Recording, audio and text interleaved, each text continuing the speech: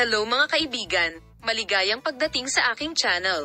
Nandito ako na may magandang video tungkol kay Ozgay Girl at Ken Yaman.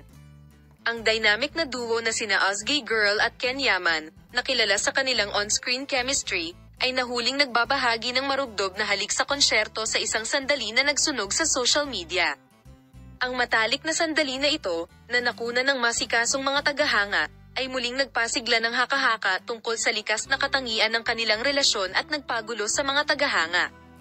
Ang mga aktor, na napapabalitang matagal ng magkaibigan, ay nahuli sa kusang pagpapakita ng pagmamahal habang magkasamang magdamag sa isang konsyerto. Ang isang serye ng mga intimate na larawan at ang halik na nakunan sa video ay nag-iwan sa mga tagahanga na puno ng pananabik at pag-asa. Sa loob ng maraming taon, ang mga tagahanga ay nag-isip tungkol sa tunay na katangian ng relasyon nina Ozgay Girl at Ken Yaman dahil sa kanilang on-screen na isya-prayer chemistry at off-screen na malapit na pagkakaibigan.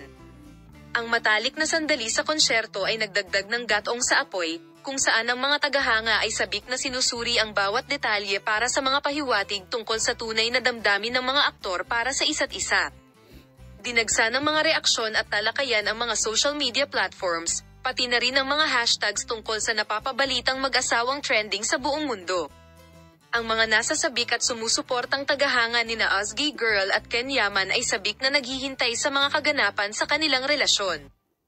Habang nagpapatuloy ang haka-haka at ang mga tagahanga ay sabik na naghihintay ng kumpirmasyon ng kanilang romantikong relasyon, isang bagay ang tiyak.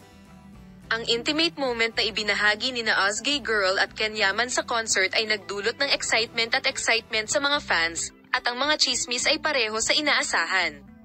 Ang panibagong interes din ang naging dahilan upang abangan ng mga tagahanga ang susunod na kabanata ng kanilang love story.